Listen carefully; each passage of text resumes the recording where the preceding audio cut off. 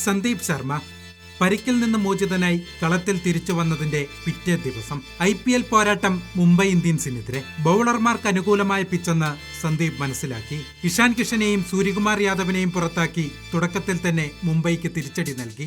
അപ്പോഴേക്കും മുംബൈ നായകൻ ഹാർദിക് പാണ്ഡ്യ തോൽവി ഉറപ്പിച്ചിരുന്നു. എന്നാൽ തിലക് വർമ്മ അങ്ങനെ കരുതാൻ തയ്യാറായില്ല. ശക്തമായ പോരാട്ടത്തിലൂടെ മുംബൈയെ മികച്ച സ്കോറിലേക്ക് നയിച്ചു.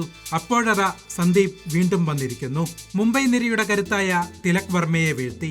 നന്നായി കളിക്കാൻ സാധ്യതയുള്ള ടിം ഡേവിഡ് ആയിരുന്നു അടുത്ത ഇര. ജെറാൾഡ് കോട്സിയെ കൂടെ പുറത്താക്കി 5 വിക്കറ്റ് നേട്ടം സ്വന്തമാക്കി. കട്ടറുകളും സ്ലോവറുകളും മാറി മാറി എറിഞ്ഞു. സന്ദീപിന് മുന്നിൽ മുംബൈ ബാറ്റിംഗ് നിര കീഴടങ്ങി. ഇനിയൊരൽപ്പം പഴയ കഥയാണ്. 2016 IPL തുടങ്ങുന്ന സമയം ഒരു ടീമിന്റെ ബൌളിംഗ് നിര വിസ്മയം ജനിപ്പിച്ചു.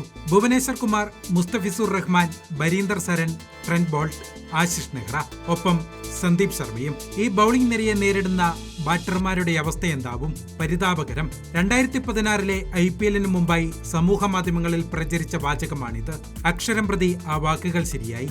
ഈ ബൌളിംഗ് സംഘത്തിന്റെ ശക്തി ഉപയോഗിച്ച് 2016 IPL സൺറൈസേഴ്സ് ഹൈദരാബാദ് സ്വന്തമാക്കി.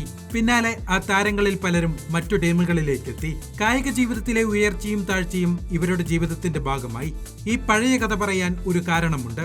ഇക്കൂട്ടത്തിലെ ഒരു താരമാണ് സന്ദീപ് ശർമ്മ. പഞ്ചാബ് കിങ്സിൽ കളി തുടങ്ങിയ താരം, പിന്നെ സൺറൈസേഴ്സ് നിരയുടെ ഭാഗമായി. അവിടെ നിന്നും പഞ്ചാബിൽ തിരിച്ചെത്തി. മോശം സമയത്ത് ആർക്കും വേണ്ടാതിരുന്ന താരം. എന്നാൽ അയാളിലെ പ്രതിഭയെ തടയാൻ ആരാലും സാധ്യമായിരുന്നില്ല. അതാണ് രാജസ്ഥാൻ റോയൽസിന്റെ നിർണായക സാന്നിധ്യമായി അയാളെ മാറ്റിയത്. ഒരു മീഡിയം പേസ് ബൗളർ. ഒരിക്കലും 140 കിലോമീറ്റർ സ്പീഡിൽ പന്തെറിയാൻ അയാൾക്ക് കഴിയുമായിരുന്നില്ല. പക്ഷേ മനക്കരുത്തിന് അതിലേറെ വേഗതയുണ്ട്. ബൌളിംഗ് സ്പീഡിൽ വ്യത്യാസം വരുത്തി അയാൾ വിജയത്തിനായി പോരാടും. സന്ദീപ് ശർമ്മ എന്ന പോരാളിയുടെ കഥ തുടരുകയാണ്.